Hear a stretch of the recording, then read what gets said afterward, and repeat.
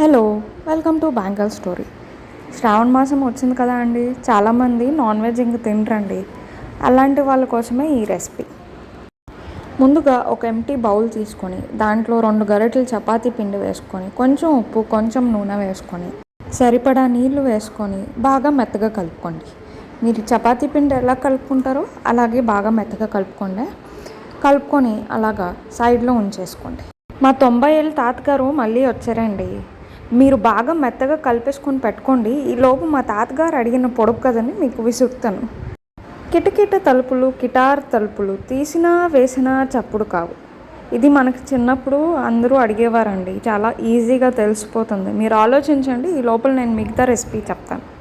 ఒక ఎంటీ బౌల్లో మీకు కావాల్సిన కూరగాయలన్నీ సన్నగా కట్ చేసుకొని ఇలా వేసేసుకోండి.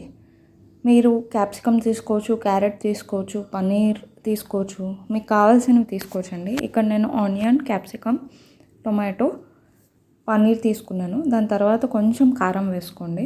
అలాగే ఉప్పు, కొంచెం పెప్పర్ పౌడర్ వేసుకోండి. ఇప్పుడు కొంచెం లెమన్ స్క్వీజ్ చేసుకోండి. లెమన్ స్క్వీజ్ చేసుకున్న తర్వాత కొంచెం మయోనీస్ వేయండి. మయోనీస్ వేసుకొని మొత్తం అంతా బాగా మిక్స్ చేసేసుకోండి. మీరు బాగా మిక్స్ చేసేసుకోండి మయోనీస్ వేసుకొని. ఈ లోపల మా 90 ఏళ్ళ తాతగారు అడిగిన పొడుపు కథ మళ్ళీ అడుగుతానండి.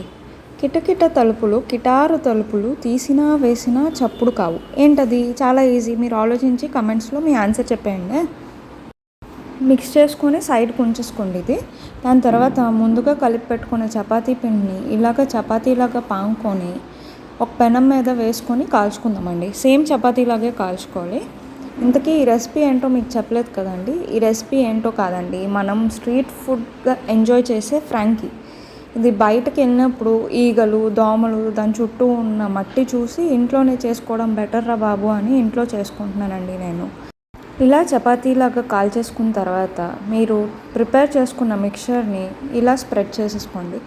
స్ప్రెడ్ చేసేసుకున్న తర్వాత దానిపైన కొంచెం సాస్ వేసి స్ప్రెడ్ చేసుకోండి. మీ దగ్గర ఏ సాస్ ఉంటే అది మీరు స్ప్రెడ్ చేసుకోవచ్చండి. Tomato sauce or chilli sauce, soya sauce ఉంటే కూడా కలుపుకోవచ్చండి. కలుపుకొని ఇలా రోల్ చేసేసుకొని అలా తినేస్తే ఆహా, ఆ టేస్టే వేరండి. ఇంట్లో చేసుకుంటే టేస్ట్, హెల్త్కి హెల్త్ కదండి.